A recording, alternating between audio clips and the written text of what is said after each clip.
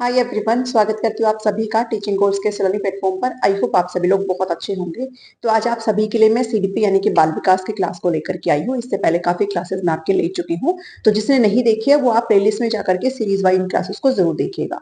आज जो आपकी क्लास रहेगी वो बहुत ही ज्यादा इंपॉर्टेंट क्लास रहेगी, बिकॉज जो ट्रायो आपसे एग्जाम में पूछे जाते हैं, जो भी टीचिंग एग्जाम्स हैं, जैसे कि आपकी पियाजे हो गए, पियाजे की कॉग्निटिव डेवलपमेंट थ्योरी, कोडबर्ग की मोरल डेवलपमेंट थ्योरी और वाइगोस्की की सामाजिक सांस्कृतिक सिद्धांत जो आपसे पूछा जाता है, वो तीनों की तीनों थ्योरीज मैं आपको एक ही वीडियो में यहाँ पर करवा के दूंगी। ठीक है, तो एक ही वीडियो में आपको तीनों सिद्धांत यहाँ पर कवर हो जाएगी और बहुत ही अच्छी तरीके से आपको ये समझाऊंगी। तो चाहे फिर आप एचटेट दे रहे हो, चाहे फिर आप यहाँ पर जो है सीटेट दे रहे हो, चाहे फिर आप यहाँ पर कुछ भी दे रहे हो, तो आपके लिए बहुत इंपॉर्टेंट है इस चीज को करना। ओके, चलिए यहाँ पर हम बात करते हैं जी, स्टार्ट करेंगे अपने कॉग्निटिव डेवलपमेंट के साथ, जो कि पियाजे के द्वारा दिया गया था। ठीक है, सबसे पहले तो आप समझेंगे कि जो कॉग्निटिव डेवलपमेंट है, जो संज्ञानात्मक विकास है, वो आखिर क्या होता है। तो ध्यान देना, जो संज्ञानात्मक विकास है वो किससे रिलेट करता है, आपकी बुद्धि से रिलेट करता है। ठीक है, आपकी जो इंटेलिजेंस है, ओके, आपकी जो इंटेलिजेंस है, जो बुद्धि है, ये आपके किससे रिलेट करता है जी, कॉग्निटिव डेवलपमेंट से। बिकॉज ये जो आपका माइंड पार्ट, आप कैसे काम करते हो, आप कैसे सोचते हो, आप कैसे प्रॉब्लम सॉल्व करते हो, आप कैसे तर्क देते हो, वो सारी चीजें हमारे इससे रिलेट करती है। तो ये किसका हिस्सा है, ये कॉग्निटिव डेवलपमेंट का हिस्सा है। ठीक है, तो अगर इसके मीनिंग की हम यहाँ पर बात करें, जैसे आपका माइंड ग्रो करता है, किस तरीके से जो है परिवर्तन हो रहा है, कैसे आप चीजों को यहाँ पर समझ रहे हो वर्ल्ड में, वो सारी चीजें आपकी किससे रिलेट करती है, आपके कॉग्निटिव डेवलपमेंट का पार्ट होती है। ठीक है, आपकी नॉलेज मीन्स आपका ज्ञान, जो स्किल्स आप एक्वायर कर रहे हो, जो कौशल आप एक्वायर कर रहे हो, आपकी स्मृति, मेमोरी, साथ ही आप किस तरीके से तर्क देकर के चीजों को यहाँ पर कर रहे हैं, वो हर चीज आपका किसका हिस्सा हो जाती है, कॉग्निटिव डेवलपमेंट का हिस्सा यहाँ पर हो जाती है। ठीक है, इन्फेंसी से ही शुरू हो जाती है और बाद तक आपकी ये जो है वो कंटिन्यू चलती रहती है। आप कैसे जो चीजों को है एक्वायर करते हो, अर्जित करते हो, उसे ऑर्गेनाइज किस तरीके से करते हैं, अपने ज्ञान को आप किस तरीके से यूज कर रहे हैं, ये सारा किसका पार्ट हो जाता है, कॉग्निटिव डेवलपमेंट का यहाँ पर पार्ट हो जाता है। तो चाहे फिर आप यहाँ पर सिंपल चीजों को ले लीजिए या फिर आप कॉम्प्लेक्स चीजों को, मतलब जो जटिल चीजें हैं उनको ले लीजिए, वो सभी किसका हिस्सा है, कॉग्निटिव डेवलपमेंट का हिस्सा है। ठीक है, यानी कि आप कैसे थिंक करते हो, आपका थिंकिंग पैटर्न। ठीक है, आप कैसे थिंकिंग करते हो, आप कैसे परसीव कर रहे हो चीजों को, किस तरीके से समझ रहे हो। ठीक है, इसके अलावा आपका प्रॉब्लम सॉल्विंग, आप समस्या समाधान किस तरीके से कर रहे हो, तो ये सब कहाँ से होता है, आपका आपकी बुद्धि से होता है, आपने जो चीजें अभी तक सीखी है उससे होता है, और वो आपके किसका हिस्सा है, वो कॉग्निटिव डेवलपमेंट का पार्ट होता है। ओके, तो रीजनिंग करना, प्रॉब्लम सॉल्विंग करना, ठीक है, पढ़ना, क्वेश्चन को एक्वायर करना, तो हर चीज क्या है, कॉग्निटिव डेवलपमेंट की बात होती है। अब इस कॉग्निटिव डेवलपमेंट के साथ साथ यहाँ पर इन्होंने थ्योरी दी है। जब भी ये संज्ञानात्मक विकास की बात करते हैं, तो जो जीन पियाजे है, ठीक है, जीन पियाजे के बारे में अगर बात करें, तो जीन पियाजे जो है यहाँ पर चाइल्ड साइकोलॉजी के जनक माने जाते हैं। ठीक है, चाइल्ड साइकोलॉजी के जनक माने जाते हैं, यानी कि बाल मनोविज्ञान के जनक माने जाते हैं। ठीक है, एक सेकेंड, बाल मनोविज्ञान के। ठीक है, अगर आप नोट्स लेंगे तो ये सारी चीजें आपको वहां पर ऑटोमेटिक मिल जाएगी। तो नोट्स के लिए आपको जो स्क्रीन पर नंबर दिखाई दे रहा है उस पर आपको मुझे व्हाट्सअप करना है, वहां पर आपको सारी जानकारी मिल जाएगी। तो चाइल्ड साइकोलॉजी के जो फादर माने जाते हैं वो कौन माने जाते हैं, जीन पियाजे। और बहुत इंपॉर्टेंट नाम है और एक क्वेश्चन तो एग्जाम में आपसे जरूर पूछा जाएगा। स्विस साइकोलॉजिस्ट है ये। ठीक है, first to study child development, बाल विकास को अध्ययन करने वाले सबसे पहले थे। सिस्टमेटिक तरीके से, व्यवस्थित तरीके से इन्होंने अध्ययन किया है। इन्होंने बच्चे को क्या बोला है, इन्होंने बच्चों को कहा है कि वो क्या होते हैं भाई, लिटिल साइंटिस्ट होते हैं, छोटे वैज्ञानिक होते हैं। जो बच्चे होते हैं ना, वो छोटे वैज्ञानिक होते हैं, और उनका जो थॉट पैटर्न है, वो कैसे सोचते हैं, तो जो बड़े लोग होते हैं, जो अडल्ट होते हैं, उनसे अलग तरीके से ये लोग सोचते हैं। ठीक है, उनका जो थॉट पैटर्न होता है वो टोटली ऑपोजिट होता है, टोटली डिफरेंट होता है। किनसे, जो अडल्ट होते हैं, जो बड़े लोग होते हैं, जो वयस्क होते हैं, उनसे। ओके, इसके अलावा ये बात करते हैं किसकी, ये कहते हैं कि जो हम ज्ञान का निर्माण हम जो कर रहे हैं, जो हम लर्निंग हम कर रहे हैं, हमारा जो विकास हो रहा है वो किस तरीके से हो रहा है, हम इंटरैक्शन करते हैं। ठीक है, हम अंत्यक्रिया करते हैं, हम क्या करते हैं, अपने एनवायरमेंट में इंटरेक्ट कर रहे होते हैं, अपने आइडियाज से, आपके विचार और किस तरीके से आप अनुभव कर रहे हैं चीजों के साथ, उस तरीके से आपकी यहाँ पर लर्निंग होती है। ठीक है, तो ये बात करी है कि इन्होंने, बहुत इंपॉर्टेंट लाइन है ये जो लाइन है ना बहुत इंपॉर्टेंट है। कि आपकी जो अधिगम है, जो आपका विकास अब किस तरीके से होता है, जब कोई भी इंडिविजुअल, ठीक है, सॉरी, कोई भी इंडिविजुअल मतलब व्यक्तिगत रूप से कोई भी जब इंटरेक्शन करता है, ओके, आप लर्निंग करते हो, आप एक्सपीरियंस करते हो, ठीक है, इससे क्या होता है, आपका विकास होता है।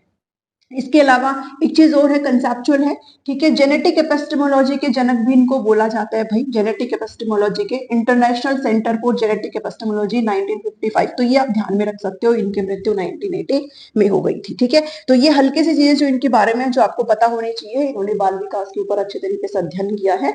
अध्ययन करते हुए हमें यहाँ पर इन्होंने एक थ्योरी दी है, एक सिद्धांत दिया है, जिसमें 4 स्टेज की ये बात करते हैं और वो आपसे पूछे जाते हैं, ठीक है। चलिए एक सेकंड रुकेंगे भाई।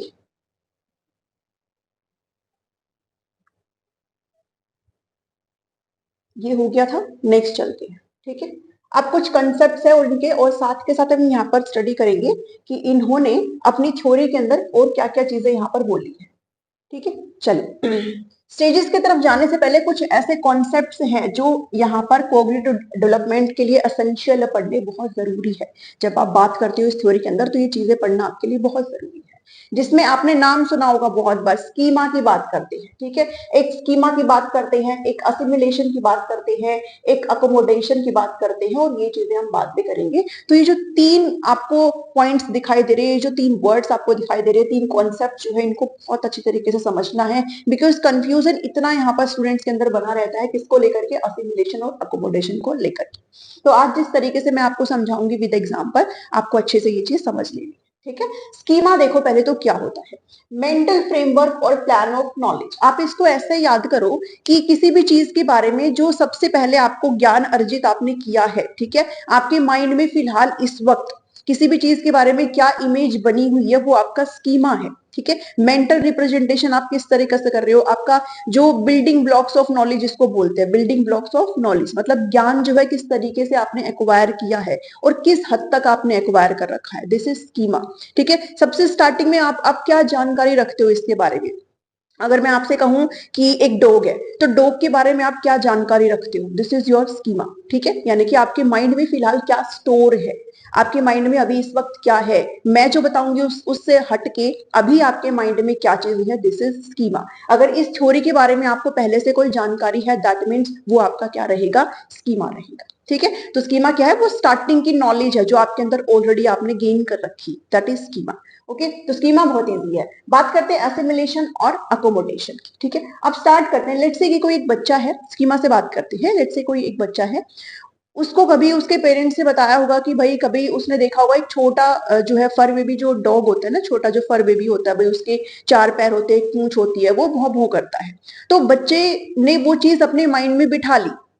स्टार्टिंग में जब उसको बताया गया भाई दिस इज अ डॉग, और उसने देखा कि इसके तो 4 पैर है, एक पूंछ होती है, और ये भौं भौं करता है, और ये ग्रे कलर का लगा लो या फिर व्हाइट कलर का लगा लो, किसी भी कलर का लगा लो भाई, ये व्हाइट कलर का होता है। लेट्स से कि वो क्या किस कलर का होता है, वो व्हाइट कलर का होता है। तो उस बच्चे के माइंड में क्या बन गया है, वो उस बच्चे के माइंड में वो बन चुका है अब स्कीमा, ठीक है। अब उसका स्कीमा क्या है कि जो डॉग होता है, ठीक है, उसके 4 जो है क्या होते हैं भाई, 4 उसके क्या होते हैं, पैर होते हैं, एक उसकी पूंछ होती है, ठीक है, और वो व्हाइट कलर का होता है, वो सफेद रंग का होता है, ठीक है। बाल होते हैं अच्छे खासे उसके शरीर पर, फर बेबी के अच्छे बाल होते हैं, ठीक है। ये उसका स्कीमा है।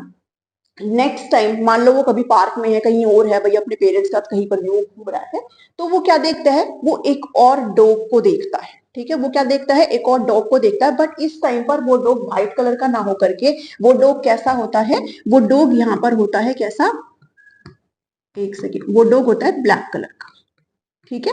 वो किस कलर का डॉग होता है, ब्लैक कलर का। और जहां पर ये फर बेबी बिल्कुल छोटा था, इसकी जो हाइट थी, इसकी जो हाइट थी जहां पर ये छोटा था, ठीक है, अब ये अच्छा खासा ऊंचा डॉग है, ठीक है। अच्छा जो है लंबा चौड़ा ये एक तरीके से जो है डॉग है ये अब, ठीक है। तो अब यहाँ पर क्या होगा, असिमिलेशन का मतलब क्या होता है कि जो एग्जिस्टिंग स्कीमा आपके अंदर है, जो एग्जिस्टिंग जो पूर्व ज्ञान आपके अंदर है, उसके अंदर ही आप कुछ नई इंफॉर्मेशन को ऐड कर देते हो, कुछ नए ज्ञान को आप उसके अंदर ऐड कर देते हो। स्कीमा वही रहेगा, स्कीमा वही है, ठीक है, कि डॉग है, 4 पैर है, एक पूंछ है, भौं भौं करता है। बस नई जानकारी क्या ऐड हो गई है, नई जानकारी ये ऐड हो गई है कि कुत्ता सिर्फ व्हाइट कलर का ही नहीं होता है, जो डॉग है वो ब्लैक कलर का भी हो जाता है, मल्टी कलर का भी हो जाता है, ठीक है। और डॉग छोटा ही नहीं होता भाई, वो लंबा भी होता है, अलग अलग ब्रीड के कुत्ते होते हैं, ठीक है। तो स्कीमा वही है, बस उसके अंदर क्या कर लिया है उस बच्चे ने, हल्की सी जो जानकारी है और जो इंफॉर्मेशन है उसको ऐड कर लिया है, ठीक है,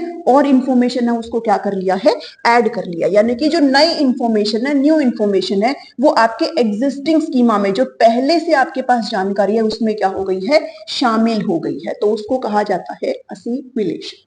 क्लियर बात है? ओके, अब चलते हैं अकोमोडेशन क्या होता है। ठीक है, अब चलते हैं अकोमोडेशन क्या होता है। लेट्स से कि भाई अब फिर से वो बच्चा घूमने फिरने गया है और उसने एक पार्क में देखा, एक थी तो एक बिल्ली, ठीक है, उसने देखा पार्क में एक बिल्ली है, बट अभी उस बच्चे के लिए क्या है, जिसके 4 पैर होते हैं, एक पूंछ होती है, वो तो क्या होता है, वो तो एक डॉग होता है। तो उस बच्चे ने कहा कि दिस इज अ डॉग, उस बच्चे ने क्या कहा कि ये भी एक कुत्ता है। बट अब पेरेंट्स उसको करेक्ट करेंगे, क्या करेक्ट करेंगे कि नहीं भाई 4 पैरों वाला एक पूंछ वाला सिर्फ डॉग नहीं होता, बल्कि 4 पैरों वाली और एक पूंछ वाली बिल्ली भी हो सकती है। ठीक है, तो अब क्या हुआ है, यहां पर जो स्कीमा था किसके बारे में, डॉग के बारे में, अब यहां पर उसका स्कीमा क्या है, बदल चुका है कि 4 पैरों वाला सिर्फ डॉग नहीं होता, 4 पैरों वाला तो गधा, घोड़ा, बिल्ली, भेड़, बकरी कुछ भी हो सकती है। ठीक है, 4 पैरों वाला, तो यहां पर अब उसका स्कीमा क्या हो गया है, चेंज हो गया है। ठीक है, स्कीमा बदल जाए, जब आपका जो पूर्व ज्ञान है आप उसको बदल देते हो, नई जानकारी के अनुसार पुराने ढांचे को आप जब बदल देते हो, आप अपने स्कीमा को मॉडिफाई कर देते हैं, जब न्यू इंफॉर्मेशन आपके आप जो है उसके अंदर फिट करते हो। तो ध्यान देना, जब भी बात हो जब भी बात हो कि स्कीमा आपका सेम है, सिर्फ नई नॉलेज को ऐड कर रहे हो, दैट मीन्स वो आपका क्या है, असिमिलेशन है, स्कीमा वही है। ठीक है, और जब बात आती है कि आप अपने ज्ञान को बदल दे रहे हो, पुराने ज्ञान से नए ज्ञान के साथ आप मॉडिफाई कर दे रहे हो, आप रिवाइज कर दे रहे हो, आप चेंज कर दे रहे हो, ठीक है, तो वो क्या होगा, हमेशा अकोमोडेशन होगा। ओके, तो एक चीज बस पॉइंट पकड़ना, जहां पर कहे कि स्कीमा सेम है, नॉलेज को ऐड कर रहे हैं only, that is your assimilation. और जहां पर हम बात करें कि भाई आपका स्कीमा बदल रहा है, ज्ञान के साथ आपने मॉडिफिकेशन कर दिया है, that means this is your accommodation. Clear, इतना चीजें आई थिंक आपको समझ में आया हो। ठीक है, तो आत्मसातीकरण और समायोजन में आई थिंक आपको ये चीजें क्लियर हुई होगी। ओके, तो स्कीमा क्या था, जो बेसिक नॉलेज आपके पास है that is your schema. Assimilation, उस बेसिक नॉलेज में कहीं कोई नई जानकारी को ऐड कर लेना, बट जानकारी वही है, बस नई चीज ऐड करी है। अकोमोडेशन, उस जानकारी को ही हमने बदल के रख दिया है कि 4 पैर वाला कुछ भी हो सकता है। ओके, तो ध्यान देना, अब इतनी चीज समझ में आई आई थिंक समझ में आई। ओके, चलो अब बात करते हैं, एक टर्म है इक्विलिब्रेशन और एक टर्म है डिसइक्विलिब्रेशन। ओके, इक्विलिब्रियम का मतलब क्या होता है, इक्विलिब्रियम का मतलब होता है बैलेंस करना। ठीक है, जैसे तराजू नहीं होती, एक साइड अगर 5 किलो दूसरी साइड भी 5 किलो, दैट मींस वो बैलेंस है। ओके, इसी तरीके से यहाँ पर जब असिमिलेशन अकोमोडेशन कोई भी बच्चा अच्छे से कर ले रहा है, दैट मीन्स क्या हो जाएगा, बच्चे ने संतुलन बना लिया है, बच्चे के अंदर इक्विलिब्रेशन हो गया है। और अगर उसका असिमिलेशन अकोमोडेशन अच्छे से नहीं हो पाया, दैट मीन्स वो किस स्टेट में चला गया है, अब वो भाई डिस इक्विलिब्रियम के स्टेट में चला गया है। ठीक है, डिस इक्विलिब्रियम की स्टेट में यहाँ पर चला गया है, असंतुलित हो गई है चीज। भाई पहले कुछ था, अब क्या कुछ, अब तीसरा कोई और ही चीज उसके अंदर भ्रम पैदा हो गया है। ठीक है, तो इक्विलिब्रेशन का मतलब हो दोनों में बैलेंस आउट करना, और जब ना हो पाए दैट मीन्स डिसइक्विलिब्रेशन। क्लियर, समझ में आई? तो ये कंसेप्ट आई थिंक आपने समझ लिया होगा। अब क्रिटिसिज्म पर बाद में जाएंगे, पहले हम पढ़ेंगे इनकी जो स्टेज है। अब पियाजे ने हमें कितनी स्टेज दी है, पहली चीज तो यही है, पियाजे ने हमें 4 चरण यहाँ पर दिए हैं। कितने स्टेज दिए हैं, 4 चरणों की बात यहाँ पर पियाजे ने की है। इन चरणों के नाम आपको अच्छे से पता हो। ओके, नाम, सबसे पहले सेंसरी मोटर स्टेज है जिसे संवेदी पेशावस्था कहते हैं। सेकंड है प्री ऑपरेशन, जिसको पूर्व संक्रियात्मक अवस्था कहते हैं। Third one is concrete operation, जिसे अमूर्त संक्रियात्मक अवस्था कहते हैं। एंड फॉर्मल ऑपरेशन, जिसे अमूर्त औपचारिक अवस्था यहाँ पर कहते हैं। ओके, नाम क्लियर कर लो, उसके साथ साथ किस साल तक की बात कर रहे हैं ये साल क्लियर कर लो, बहुत अच्छे से रटा हुआ होना चाहिए। ठीक है, बिल्कुल रटा हुआ होना चाहिए।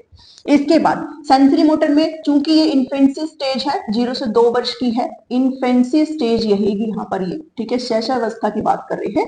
और इस टाइम पर पता है बच्चे लड़ना, मतलब चलना फिरना यहाँ पर सीख पाते हैं, टोटली पेरेंट्स के ऊपर डिपेंड करते हैं। ठीक है, तो अपने सेंसेस के थ्रू और अपने एक्शन से यहाँ पर काम करते हैं। इसमें जो एक चीज याद करने की है, जो आपसे बस पूछी जाती है, दैट इज ऑब्जेक्ट परमानेंस। ठीक है, वस्तु स्थायित्व, ऑब्जेक्ट परमानेंस क्या होता है भाई, वस्तु स्थायित्व होता है। ठीक है, हिंदी भले इधर उधर हो गई हो बट ध्यान देना। ठीक है, वस्तु स्थायित्व ओके।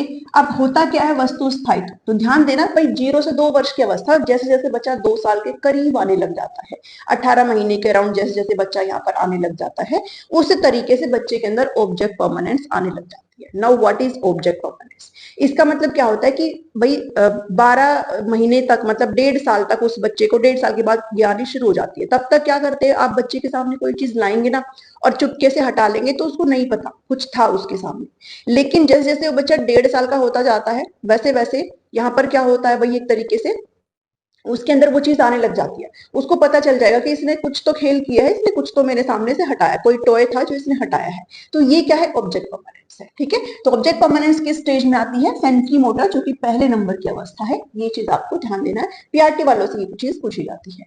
सेकेंड है प्री ऑपरेशन स्टेज, 2 से 7 वर्ष की अवस्था है। ठीक है, अब पता है आपको ये अर्ली चाइल्डहुड है, कौन सा है भाई, ये पूर्व बाल्यावस्था है। ठीक है, पूर्व बाल्यावस्था की अवस्था है। अब इसमें क्या है, ये जो 2 से 7 ईयर्स है ना, ये आपका 2 पार्ट में डिवाइडेड है। कितने पार्ट में डिवाइडेड है, ये आपका 2 पार्ट्स में यहाँ पर डिवाइडेड है। ठीक है ओके, तो इसमें जो है ध्यान देना, ये जो मैं बात कर रही हूँ सेकेंड स्टेज की, ठीक है, मैं बता देती हूँ, आगे मैंने लगाया भी है सेकेंड स्टेज 2 पार्ट में। ठीक है, एक तो है pre conceptual stage, pre conceptual, ठीक है, पूर्व अवधारणात्मक समझ, और दूसरा है intuitive, intuitive stage. Okay, intuitive stage मैं आगे समझा दूंगी इसको। ठीक है, ये है 2 से 4 वर्ष की, और ये है 4 से 7 वर्ष की। ओके, ये आगे आएगा, अभी अगले स्लाइड में मैंने इसको अलग से लगाया है। ठीक है, तो बस इतना आप यहाँ से समझ लो, अगर आप नोट्स बना रहे हो। ठीक है, तो इतना बस यहाँ से समझ लो, ये जो प्री ऑपरेशन स्टेज है 2 पार्ट्स में डिवाइडेड है अकॉर्डिंग टू जीन पियाजे। क्या है, प्री कंसेप्चुअल पूर्ण अवधारणात्मक, ठीक है, अवस्था है 2 से 4 वर्ष की, और इंट्यूटिव है जिसको सहज ज्ञान अवबोध शायद कुछ ऐसा बोलते हैं, आगे आ जाएगा, ये 4 से 7 वर्ष की अवस्था है। ओके, अब इस पर्टिकुलर स्टेज में क्या है, बच्चा सिंबॉलिक थिंकिंग करना शुरू कर देता है, प्रतीकात्मक सोच। मतलब क्या है, अब बच्चे बच्चे को अगर आप कहोगे ना ए फॉर एप्पल, तो उसकी माइंड में उसकी इमेज बनने लग गई है। ठीक है, मेंटल रिप्रेजेंटेशन बच्चा यहाँ पर करने लग गया है, उसके दिमाग में वो चीजें स्टोर होने लग गई है, उसका इमेज बनाने लग गया वो बच्चा। तो सिंबॉलिक थिंकिंग यहाँ पर बच्चे की डेवलप हो जाती है। हर एक चीज जितनी लिखी है ना, ये सब जितनी लिखी है ये रटी हुई होनी चाहिए स्टेजेस के अकॉर्डिंग, वही चीज लिखिए जो काम की होगी। ठीक है, फालतू चीजें नहीं है। इसके अलावा बच्चे का जो लैंग्वेज डेवलपमेंट है, पता है आपको, अर्ली चाइल्डहुड में फास्ट होता है, सबसे फास्टेस्ट जो होता है वो अर्ली चाइल्डहुड में होता है, भाषा का विकास, तो लैंग्वेज डेवलपमेंट होता है। इसके अलावा बच्चा इस चीज में ईगो सेंट्रिक होता है। ठीक है, यानी कि अहम केंद्रित होता है थोड़ा, भाई दूसरों की बात को सुनने की कोशिश नहीं करता। ठीक है, ईगो सेंट्रिक स्टेज होती है, ये पता है आप सभी को। एनिमिज्म की स्टेज भी है भाई ये प्री ऑपरेशन। इसका मतलब क्या है कि उसे लगता है जो भी नॉन लिविंग थिंग्स है उसमें उसमें जो है वो सारे लिविंग बींग है। जैसे उसके पास जो टॉय है ना, मान लो कुछ भी है उसके पास वो टॉय, अगर लड़के के पास कोई डोल है, लड़के के पास कोई गुड्डा है, कुछ भी है, तो उनको लगता है ये एक्चुअल में हमारे साथ खाना खाएंगे, इनको लगता है वो एक्चुअल में हमारे साथ स्कूल जाएंगे। ठीक है, तो जो जितने भी नॉन लिविंग थिंग्स है, चंदा मामा को एक्चुअल में चंदा मामा मानने लग रहे हैं। ठीक है, सूरज चाचू को एक्चुअल में सूरज चाचू कंसिडर कर रहे हैं। तो ये क्या है, एनिमिज्म मतलब नॉन लिविंग थिंग्स को लिविंग बीइंग करके हुए चलते हो। पता है आप सभी को, बच्चा ऐसे सोच रखता है इस पर्टिकुलर उसमें। कंजर्वेशन नहीं आया इसमें, कंजर्वेशन की बात हम यहाँ करेंगे। होता क्या है इसी में ही बताऊंगी ताकि आपको कंफ्यूजन ना रहे। ठीक है, नो कंजर्वेशन रहेगा। ठीक है ना, इसमें जो है इरिवर्सिबिलिटी रहेगी, REVER, रिवर्सिबिलिटी। ठीक है, अपलटावी अवस्था इसमें होती है। अपलटावी का मतलब क्या है भाई, मतलब अगर बच्चे ने, अगर आपने ये बोल दिया ना कि 5+4=9, तो बच्चा ये नहीं बता सकता 9 - 4 क्या होगा। ठीक है, ऑपोजिट बच्चा बता नहीं सकता इसमें। ओके, तो ये क्या है, इरिवर्सिबिलिटी है इसमें। नेक्स्ट बात करते हैं कंक्रीट ऑपरेशनल स्टेज। ठीक है, अब इसमें बच्चा लॉजिकली थिंकिंग करने लग गया है, मतलब लॉजिकली बच्चा सोचने लग गया है, लेकिन उन चीजों के बारे में सोचने लग गया है जो चीजें एक्चुअल में उसको एक्सपीरियंस कर रहा है, उसके सामने प्रेजेंट है। आप ये नहीं कह सकते इमेजिन करो ये है वो है, ये नहीं करवा सकते अभी इस स्टेट में। ठीक है, तो आप हाइपोथेटिकली नहीं थिंक करेगा बच्चा, इसमें लॉजिकल थिंकिंग करने लग जाएगा। क्वेश्चन आपसे पूछा जाता है कि लॉजिकल थिंकिंग कब करने लग जाएगा, तो लॉजिकल थिंकिंग कंक्रीट में। लेकिन अगर बात एब्स्ट्रैक्ट की आ जाए, अगर एक शब्द आ जाए एब्स्ट्रैक्ट, तो मतलब वो क्या है, फिर फॉर्मल में जाओगे आप लोग। ठीक है ना। तो लॉजिकल थिंकिंग करने लग गया, लेकिन कंक्रीट ऑब्जेक्ट्स के साथ, ठीक है, ऐसे ठोस वस्तु में जो उसके सामने एक्चुअल में प्रेजेंट है, जिनको वो एक्सपीरियंस कर सकता है, जिनको वो देख सकता है, उनके साथ, ठीक है। कंजर्वेशन, कंजर्वेशन का मतलब होता है संरक्षण, बहुत बार पूछा गया है। कंजर्वेशन किसका पार्ट है? कंक्रीट ऑपरेशन स्टेज का यहाँ पर पार्ट है। ओके, मैं यहाँ पर बताती हूँ। कंजर्वेशन का मतलब यह है कि लेट्स से कि मेरे पास एक यहाँ पर एक पूरा एक प्याला या कटोरी, बड़ी सी कटोरी कुछ भी ले लो, और ये एक ग्लास है, ठीक है। ये क्या है? एक ग्लास है, ठीक है। लेट्स से कि मेरे पास कितना पानी है? लेट्स से मेरे पास 50 ml पानी है, ठीक है भाई। 50 ml पानी ही मेरा इसके अंदर है, 50 ml पानी, और 50 ml पानी ही मेरा क्या है? इसके अंदर है। ओके, और लेट्स से ये पूरा ऊपर तक भर गया है 50 ml में, और ये कहीं नीचे तक ही है, ठीक है। अब कंजर्वेशन, अब आपको पता है जो छोटे बच्चे होते हैं ना, उनको क्या कहेंगे? जो ज्यादा ऊपर तक है, मतलब उसमें ज्यादा चीज है ना, वो कहां पर सोचेंगे? इस पर्टिकुलर स्टेज में। लेकिन जब बच्चा कंक्रीट में पहुंच गया है ना, ये जो आपका लेटर चाइल्डहुड स्टेज में जब बच्चा आ गया है 7 से 11 में, अब उसको पता है कि जितना अमाउंट यहाँ है उतना अमाउंट वहां है, बेवकूफ नहीं बनेंगे, ठीक है। तो 50 ml यहाँ है, मतलब दोनों में बराबर है। अब वो इस चीज में नहीं फंसता कि इसका लेवल ऊपर है तो इसमें ज्यादा होगा, ठीक है। जूस पिला रहे हो तो भाई ये ऊपर तक जा रहा है, चाहे वो बर्तन चाहे नीचे से छोटा हो, ठीक है ना। तो कंजर्वेशन का मतलब क्या? बच्चे को अब चीजें पता चल गई है कि भाई उतना ही है, सेम है, भले ही लेवल ऊपर नीचे हो। Okay, so this is conservation. और ये कब आने लग गया है? कंक्रीट ऑपरेशन स्टेज, ठीक है। रिवर्सिबिलिटी आ गई है, मतलब यहाँ पर ई रिवर्सिबिलिटी थी, बच्चा बता नहीं पा रहा था, अब बता सकता है कि 5 + 4 = 9, दैट मीन्स 9 - 4 = 5, ठीक है। तब बता सकता है। सीरिएशन, सीरीज में लगाने लग जाएगा बच्चा, ठीक है, श्रेणी करने लग जाएगा, क्लासिफिकेशन बच्चा इस टाइम पर करने लग जाता है, ठीक है, अकॉर्डिंग टू जो जो प्रॉपर्टीज है किसी भी चीज की, तो उसमें वो क्लासिफिकेशन करने यहाँ पर लग जाएगा। लास्ट है भाई आपका फॉर्मल ऑपरेशन स्टेज, 11+ जो साल है उसकी यहाँ पर बात करी गई है, ठीक है। इसमें बच्चा लॉजिकली थिंकिंग कर रहा है और एब्स्ट्रैक्ट थिंकिंग भी यहाँ पर कर पा रहा है, अमूर्त तरीके से सोच पा रहा है, ठीक है। हाइपोथेटिकली सोच सकता है बच्चा, बड़ा हो गया, बिल्कुल अच्छी तरीके से सारी चीजें हो गई है, तो यहाँ पर रीजनिंग कर सकता है हाइपोथेटिकली। ओके, काल्पनिक तर्क यहाँ पर बच्चा दे सकता है, मोरालिटी डेवलप हो रही है, सोशल हो गया है, ठीक है, फिलोसॉफिकल थिंकिंग यहाँ पर करने लग गया है, डिडक्टिव थिंकिंग कर रहा है। ध्यान देना, इसमें जो थिंकिंग है वो कौन सी थिंकिंग है? इंडक्टिव थिंकिंग होगी, ठीक है। और ये जो थिंकिंग होगी वो कौन सी होगी? डिडक्टिव। निगमनात्मक ये होगी आगमनात्मक, ठीक है। इंडक्टिव का मतलब क्या होता है? एग्जाम्पल टू रूल, यानी कि पहले बच्चे को क्या बताए जाते हैं? उदाहरण बताए जाते हैं, और बाद में फिर उनको रूल बताया जाता है कि भाई इनसे ये नियम बनता है। यहां पर आप पहले ही बच्चे को रूल बता सकते हो, नियम, बाद में एग्जाम्पल करा करके इसको आप वेरीफाई करवाते हो। ओके, तो यहाँ पर चूंकि बच्चा बड़ा हो चुका है, तो यहाँ पर आप डिडक्टिव थिंकिंग बच्चा करने लग गया है, डिडक्टिव तरीके से बच्चा चीजें सोचने लग गया है, ठीक है। आप डायरेक्ट रूल के साथ एग्जाम्पल यहाँ पर बता सकते हो। क्लियर है? लॉजिक यहाँ पर डेवलप हो चुके होते हैं। So these are the stages जो आपको पियाजे की थ्योरी के अंदर करने हैं, और ये पॉइंट्स बस इतना ही है इसके अंदर, इतना आप कर लोगे, आपके क्वेश्चन कहीं भी नहीं रहने वाले। क्लियर बात है? ठीक है। अब साथ के साथ आप क्रिटिसिज्म में देख जाइए, भाई इस थ्योरी की आलोचना भी हुई थी। हर थ्योरी की आलोचना होती है, कहीं ना कुछ तो ड्रॉबैक्स होते ही हैं। इस थ्योरी की आलोचना ये हुई थी कि इन्होंने इस थ्योरी को ना अपने खुद के बच्चों के ऊपर एक्सपेरिमेंट करते हुए दिया था, ठीक है। इनके 3 बच्चे थे और उन्हीं 3 बच्चों के ऊपर उन्होंने एक्सपेरिमेंट किया और इस थ्योरी को यहाँ पर दे दिया, जिससे बायसनेस हुई कि भाई तुमने अपने बच्चों के ऊपर कर, बायसनेस नहीं मतलब तुमने अपने अपने बच्चों के ऊपर करके एक चीज दे दी, हर बच्चा समान नहीं होता, ठीक है। तो ये चीज है पहली। तो दूसरा, इन्होंने कल्चरल एस्पेक्ट, जो सांस्कृतिक चीजें होती है, हर कल्चर में हर इंडिविजुअल डिफरेंस होता है भाई, सबकी संस्कृति अलग अलग होती है, उसी तरीके से तुम्हारा डेवलपमेंट भी होगा।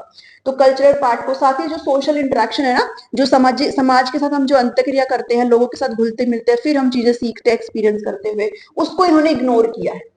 इन्होंने, ध्यान दो, इंडिविजुअल फैक्टर्स की बात करी है, ठीक है। किसकी बात करी है? इंडिविजुअल फैक्टर्स की, व्यक्तिगत तरीके से जो है बंदा कोई भी सीखेगा, इसकी बात करी है, लोगों के साथ होकर के नहीं, ठीक है। तो जो जो भी सोशल फैक्टर है, सोशल इंटरेक्शन है, उसके बारे में जिक्र नहीं किया, इसलिए इनका यहाँ पर क्रिटिसिज्म हुआ। दूसरा, बच्चों, खुद के बच्चों पर एक्सपेरिमेंट करते हुए रहे, इसलिए यहाँ पर इनका जिक्र मतलब जो है इनको क्रिटिसाइज किया गया।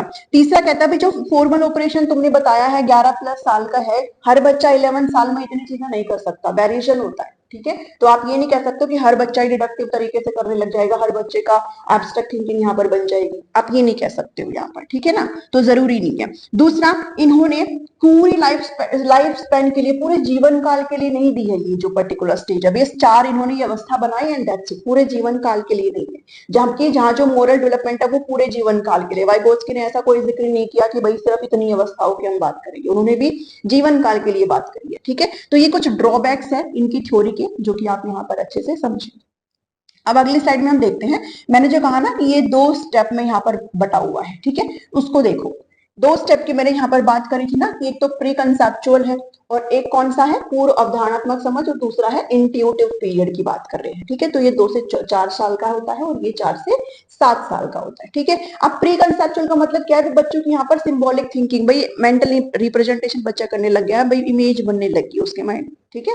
वो चीज यहाँ पर जैसे वर्ड्स के फॉर्म में, इमेज के फॉर्म में बच्चे यहाँ पर चीजों को रिप्रेजेंट करने लग गया है, ठीक है। खेल यहाँ पर करने लग गया है, इसके साथ साथ जो इगोसेंट्रिक थिंकिंग है, भाई अहम केंद्रित जो सोच है बच्चे के, वो डेवलप होगी। ये सारी चीजें मैंने उसमें शामिल करी है, बट ये भी डिवाइडेड है, ओके, ये भी डिवाइडेड है, यानी कि ये किसका पार्ट है, प्री कंसेप्चुअल पीरियड का पार्ट है। जहां हम बात करें इंट्यूटिव की, इसमें ध्यान देना, बच्चा इसमें कैसा हो जाता है, क्यूरियस हो जाता है, ठीक है।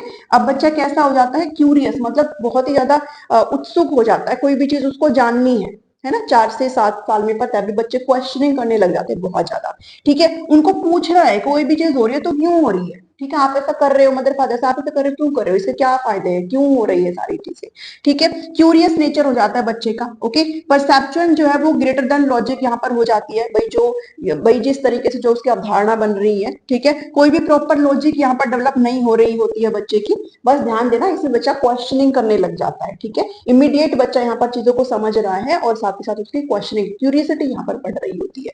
So this is your intuitive period, clear. चलिए एक बार नजर मार लीजिए आप लोग स्टेजेस ऑफ उसकी जब बात करते तो मैंने ऐसे लगा दिया, बाकी समझा तो मैंने दिया ही है, बस ये लगा दिया है मैंने ऐसे, ठीक है। आप देख सकते हो इसको, नोट्स के अंदर सारी चीजें मिल जाएंगी भाई। सेंसरी मोटर स्टेज है, ठीक है, एक्शन और सेंसेस पे काम करता है, ऑब्जेक्ट परमानेंस की यहाँ पर बात कर दी है, ठीक है। 18 प्लस जो मंथ का बच्चा होता है उसमें ये जो आने लग जाती है।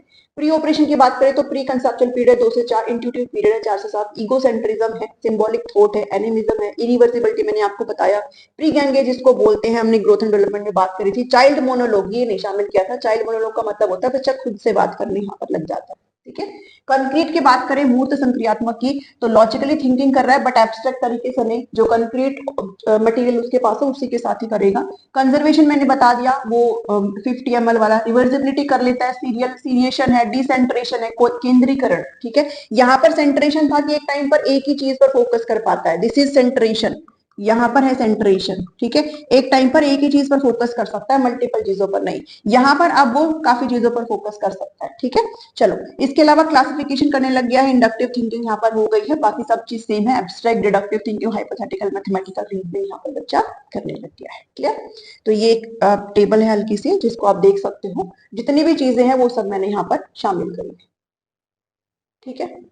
चलो अब भाई ये वाली तो हो गई है, अगली बात करते हैं अपनी जो कोलबर्ग की थ्योरी है उसकी। साथ ही साथ एक चीज और ध्यान देना, आप लोग बार बार बोलते हो वॉइस का इशू है, वॉइस का इशू है, तो वैसे तो भी फिलहाल इतना वॉइस का इशू नहीं है क्योंकि मैं हाथ में लेने लग गई हूँ, बीच में हो गई थी दिक्कत, तो अभी मैंने एक नया जो है माइक ऑर्डर कर दिया है, तो होपफुली वो अच्छा निकले, ठीक है। तो ये बहुत मैसेज मैं रिसीव कर रही थी इसलिए मैंने उसका भी सॉल्यूशन किया, तो धीरे धीरे सारी चीजों का सॉल्यूशन हो जाएगा, ठीक है। लाइव भी हम लोग लेने लग जाएंगे बट थोड़ा सा लगेगा उसमें टाइम, ओके। और साथ ही इनके जो क्वेश्चन है वो अगले उसमें करवाऊंगे क्योंकि फिर बहुत बड़ा सेशन हो जाएगा। 3 थ्योरी है यहाँ पर, अभी हमने पियाजे करी है, अभी कोलबर्ग करेंगे, फिर हम वाइगोत्स्की करेंगे और अगली क्लास में इनके क्वेश्चंस को हम डिस्कस करेंगे, ठीक है।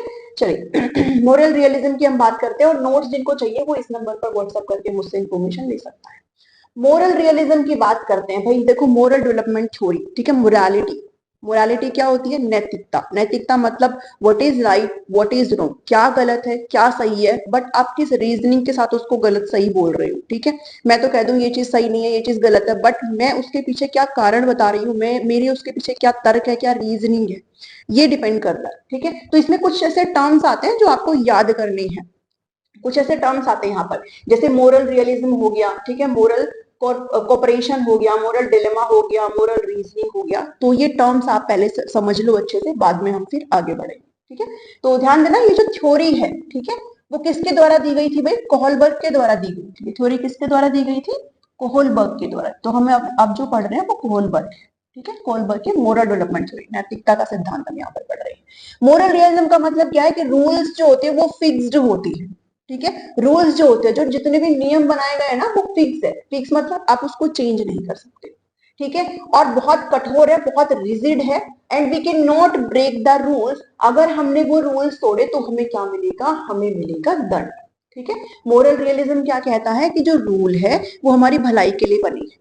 आप एट एनी कोस्ट, आप किसी भी कोस्ट पर उस रूल को नहीं तोड़ सकते, भले ही चाहे कुछ भी हो जाए। कुछ भी मतलब कुछ भी हो जाए, आप उनको नहीं तोड़ सकते। ठीक है, बिल्कुल देवी समान है, ये भगवान ने बनाए काइंड ऑफ है कि आप उनको नहीं तोड़ सकते। अगर आप तोड़ोगे देन यू आर मतलब यू विल बी पनिश्ड, आपको दंड मिलेगा। ठीक है, जबकि मोरल कोऑपरेशन कहता है कि अगर आपका इंटेंशन सही है, अगर आपकी मंशा सही है, ठीक है, तो आप तोड़ सकते हो।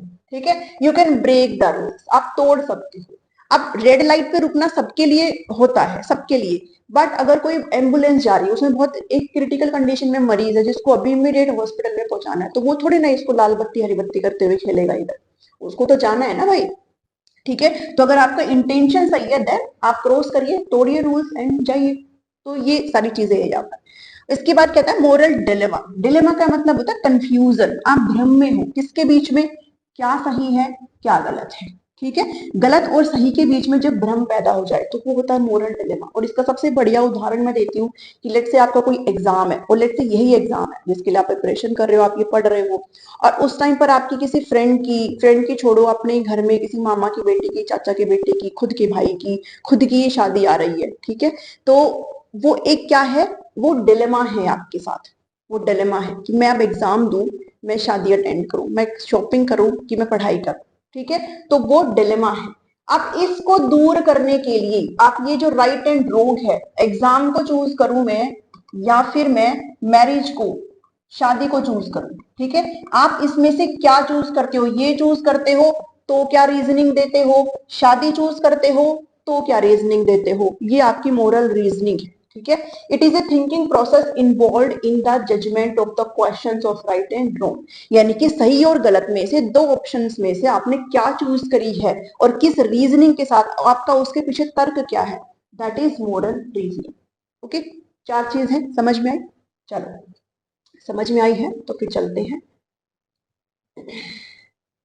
चलो, हो गया ये, नेक्स्ट चलते हैं। हाइंज डिलेमा भाई हम हमेशा पढ़ते हैं। अच्छा, ये वाली रह गई ना पीपीटी हमारी, सॉरी। ठीक है, ये वाली रह गई, हम सीधा वहीं पे ही चल पड़े। चलो, मोरल रीजनिंग एक बार देख लो, बाकी है नहीं इसमें कुछ भी।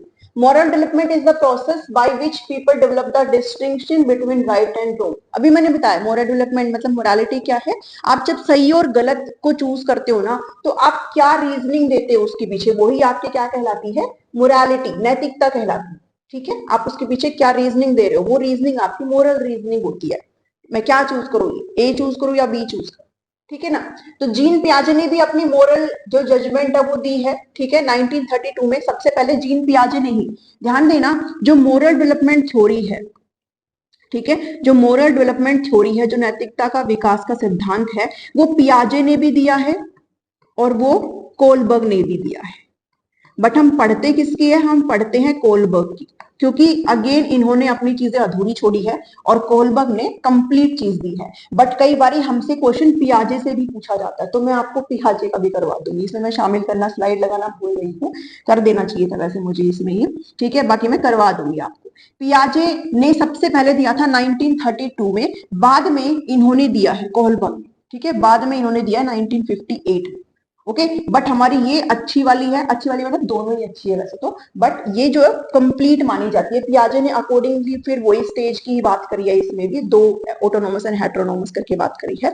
ठीक है, तो हम पढ़ते कोलबर्ग के, बट पूछा इससे भी जाता है, तो आप इसको भी इग्नोर नहीं करेंगे, मैं करवा दूंगी उसको। ओके, चलिए, तो कोहलबर्ग ने कब करी है? कोहलबर्ग ने अपनी एक कॉन्टिन्यूअल प्रोसेस दिया, जबकि पियाजे ने कॉन्टिन्यूटी की बात अगेन नहीं करी है। ठीक है, चलिए अब इसकी स्टोरी मैं आपको समझा देती हूँ, आधार क्या है इस थ्योरी का वो आपको बता देती हूँ। तो आप स्क्रीन पर एक पिक्चर देख रहे हैं, ठीक है। ये है हाइंज नाम का एक व्यक्ति है, इनका नाम क्या है, इनका नाम है हाइंज, और ये है इनकी वाइफ।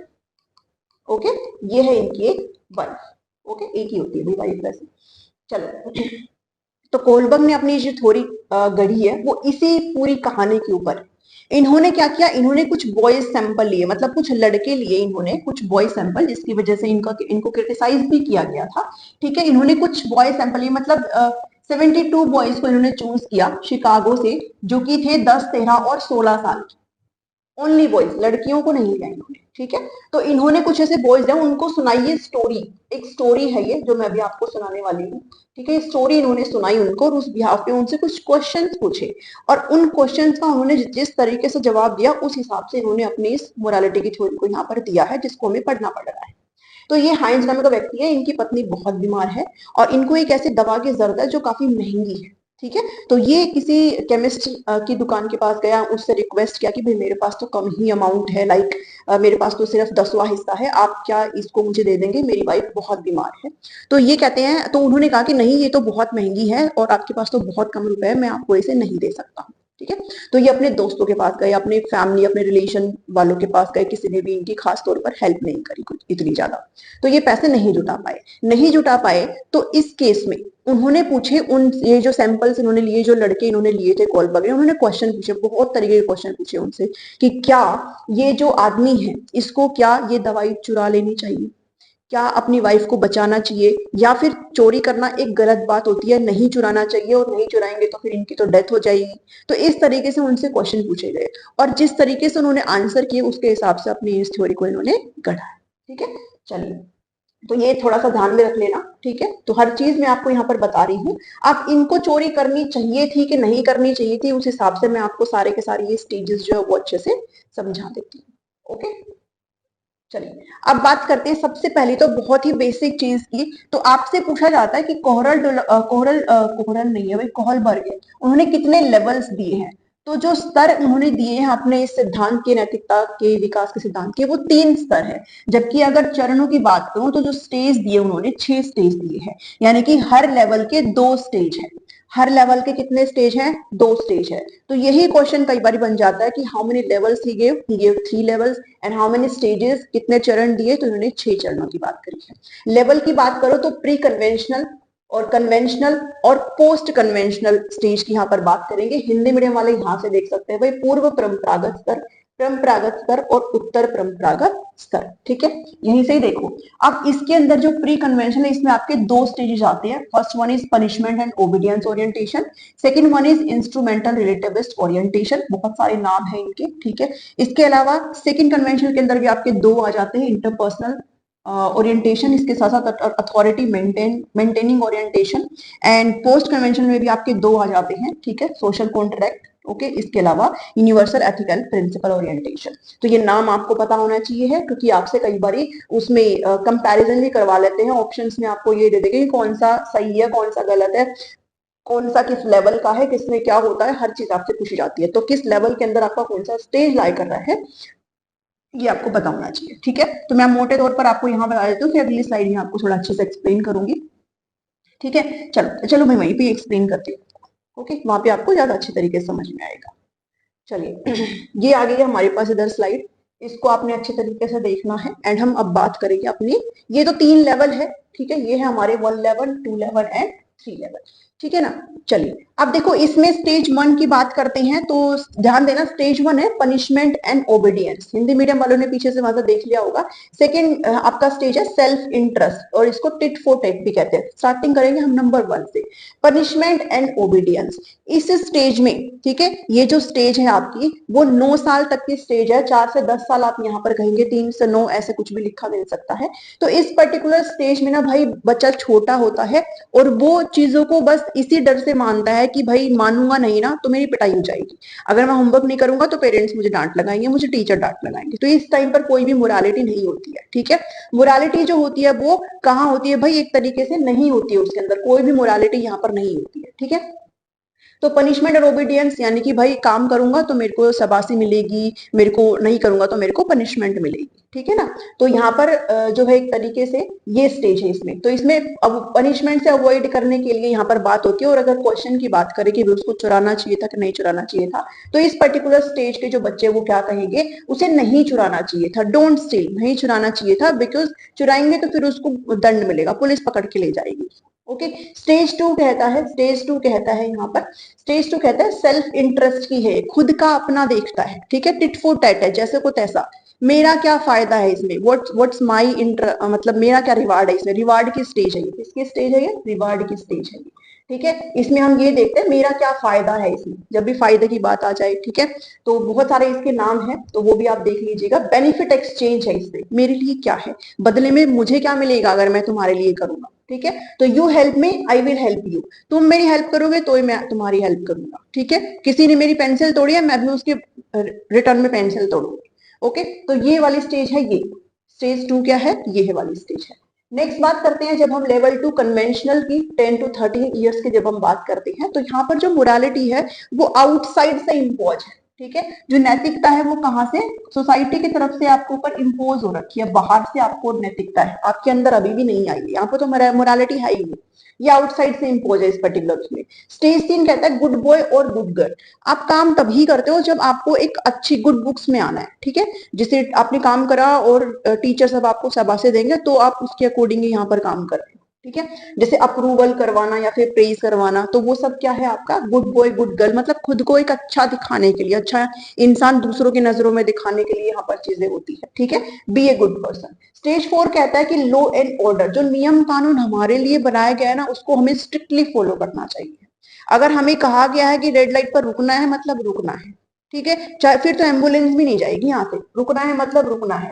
लॉज को हम स्ट्रिक्टली फॉलो करते हैं क्योंकि सोसाइटी में जो कानून बन गए, जो नियम बन गए, वो हमारी भलाई के लिए है, हम उनको तोड़ेंगे नहीं, ठीक है। तो यहाँ पर जो नियम है उसको मस्ट बी ओबे, उनको मानना चाहिए। दैट मीन्स इसके अकॉर्डिंग क्या करना चाहिए, इसके अकॉर्डिंग क्या करना चाहिए कि उसे चोरी नहीं करनी चाहिए, ठीक है, चाहे फिर उसकी वाइफ की डेथ हो जाए, उसे चोरी नहीं करनी चाहिए, ठीक है ना।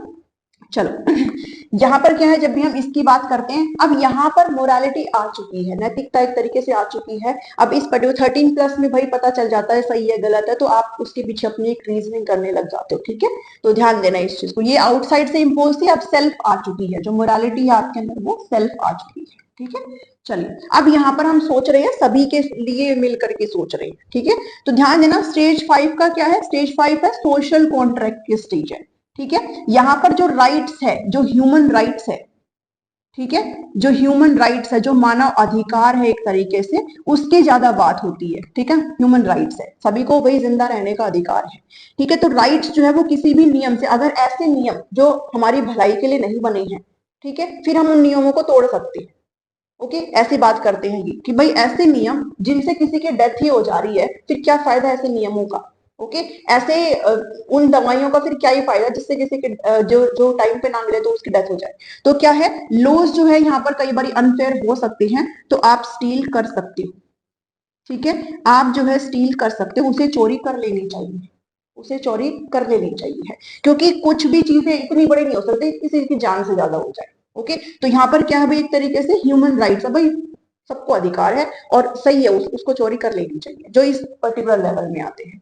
फिर आता है बाद में स्टेज 6, ठीक है। देखो समाज की भलाई के लिए होती है ये सारी चीजें, अगर ऐसे नियम जो समाज को कहीं ना कहीं ठीक ठीक तरीके से नहीं है, तो आप मिल करके उस चीज को बदल सकते हो, आप उसे चेंज कर सकते हो। जबकि जो स्टेज 6 है यूनिवर्सल एथिक्स है, सबसे हाईएस्ट स्टेज है, ये बहुत ऊपर है, ठीक है। अब ये जो मोरालिटी है, जो नैतिकता है, वो अपनी सेल्फ में आ चुकी है, ये एक तरीके से सबकी अपनी अपनी है, बहुत कम लोग इसके अंदर लाई करते हैं और कहीं ना कहीं खुद से बाहर निकल करके लोगों के लिए सोचते हैं एक्सट्रीम लेवल पर। जैसे यहाँ पर आप एग्जांपल ले सकते हो कि मतलब मोरालिटी क्या है भाई, हर कुछ वही चीजें हैं, ठीक है।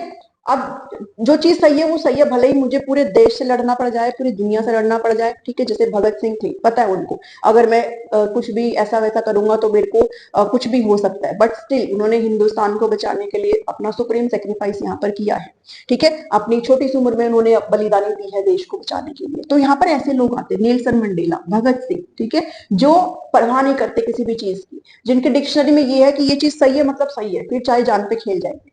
ओके, तो ये क्या है कि लाइफ जो है भाई एक तरीके से मोर इंपॉर्टेंट है। ये भी कहते हैं भाई चोरी करो, खूब करो, ठीक है, वैसे नहीं करनी है, मतलब according to this question. Okay, तो कहते हैं इनका भी कहना क्या है कि उसे चोरी कर लेना चाहिए। ओके, तो चलिए, तो आपको ये 6 के 6 जो स्टेजेस है वो अच्छे से ध्यान में रखने हैं, साथ में इनके नाम ध्यान में रख लेना, ठीक है। ये जो यहाँ पर चीजें लिखी है इनको प्लीज अच्छे से ध्यान में रख लेना, जब आप क्वेश्चंस बनाएंगे तो आपको इनकी बहुत ज्यादा रिक्वायरमेंट रहेगी। ओके, तो जब नेक्स्ट सेशन लेकर के आऊंगी तो इनसे भर भर के क्वेश्चन आपको मैं यहाँ पर डिस्कस करूंगी। चलो नेक्स्ट करते हैं अब हम, ये हो गया है शायद, आई थिंक कितना हो गया है यहाँ पर हमारा। हाँ अच्छा, क्रिटिसाइज देख लो भाई, आप ऑब्वियस सी बात है ओनली बॉय सैंपल पर अगर वर्क करेंगे तो क्रिटिसाइज तो किया जाएगा, ठीक है। तो एक लेडी थी, ठीक है, एक महिला थी, कैरोल गिलिगन नाम था, कैरोल गिलिगन नाम था इनका, इन्होंने इनको क्रिटिसाइज किया, ठीक है। इन्होंने कहा यहाँ पर, ठीक है, इनके सिद्धांत की आलोचना कैरोल गिलिगन ने की थी। इन्होंने तर्क दिया कि कोलबर्ग ने अपने एक्सपेरिमेंट में महिलाओं को प्राथमिकता नहीं दी, ठीक है, जो फीमेल एस्पेक्ट है उसके बारे में तो इन्होंने जानने की कोशिश ही नहीं करी, सिर्फ मोरालिटी बॉयज एस्पेक्ट के आधार पर दे दी, विच इज नॉट फेयर। तो बायस हो गई ये सारी चीजें, ठीक है, बायसनेस तरीके से इसको देखा गया, इन्होंने फीमेल को यहाँ पर लिया ही नहीं, ठीक है। इन्होंने एक चीज और, एक क्वेश्चन नंबर का क्वेश्चन बनता है, इन्होंने कहा कि जो पुरुषों की नैतिकता का आधार है, ठीक है, जो पुरुषों का नैतिकता आधार है, जो मोरालिटी डिपेंड करती है मेल की, वो किसके ऊपर डिपेंड करती है, न्याय के ऊपर, यानी कि जस्टिस। ओके, आपसे पूछा जा सकता है जस्टिस, तो जो मेल होते हैं उनकी मोरालिटी किस पर डिपेंड करती है, जस्टिस पर, जबकि जो फीमेल है, स्त्रियों की नैतिकता का आधार इन्होंने किसको बताया है, देखभाल को, मतलब किसको बताया है, केयर को। ऐसे याद करो, फीमेल है, सबकी केयर करती है फैमिली में, ठीक है, सबकी केयर करने का काम किसका होता है, फीमेल का होता है, ठीक है, भाई वही बनाती है सबको जो भी करती है, ठीक है ना। अब इसको मत लेना इस तरीके से कि क्यों ऐसा बोला, तो ऐसे याद रख लो, इसको याद करने के पर्सपेक्टिव से बता रही हूँ कि फीमेल जो है वो केयर करती है सबकी, केयर सभी करते हैं वैसे, ठीक है। बाकी जो बच गया आपका जस्टिस वो किसका है, मेल का है। ओके, ध्यान देना, मेल और फीमेल की मोरल रीजनिंग में कल्चर के डिफरेंस को इम्पोर्ट, इन्होंने भी यहाँ एक तरीके से जो संस्कृति है उसको इम्पोर्टेंस नहीं दी यहाँ पर, ठीक है। तो ये इनके बारे में क्रिटिसिज्म है जो कि आप अच्छे से ध्यान में रख सकते हो। नाउ अब हम अगली जो थ्योरी है उसके ऊपर मूव ऑन करते हैं। आई होप आपको समझ में आ रही होगी सारी की सारी चीजें। अब करते हैं भाई जो वाइगोत्स्की की थ्योरी है, ठीक है, जो वाइगोत्स्की की थ्योरी है इसको करते हैं। मुझे कमेंट करके एक बार जरूर बताना अगर आपको चीजें यहाँ पर सारी समझ में आ रही है, ठीक है। Socio cultural theory of cognitive development है भाई, इन्होंने भी संज्ञानात्मक विकास का सिद्धांत ही दिया है, ठीक है, बट इन्होंने अलग तरीके से दिया है कुछ, इन्होंने जो ड्रॉबैक्स उनकी थ्योरी में थे ना पियाजे की में, वो इन्होंने पूरे कर दिए। तो ऑपोजिट है दोनों की टोटल थ्योरी, दोनों में क्या फर्क है, क्या डिफरेंस है, ये भी हम समझेंगे यहाँ पर। ओके, चलिए, इन्होंने भी संज्ञानात्मक विकास का सिद्धांत की बात करी है, इन्होंने सोसाइटी को और कल्चरल जो पर्सपेक्टिव है उसको ज्यादा यहाँ पर इन्होंने ध्यान दिया है, लैंग्वेज के ऊपर इन्होंने बात करी है।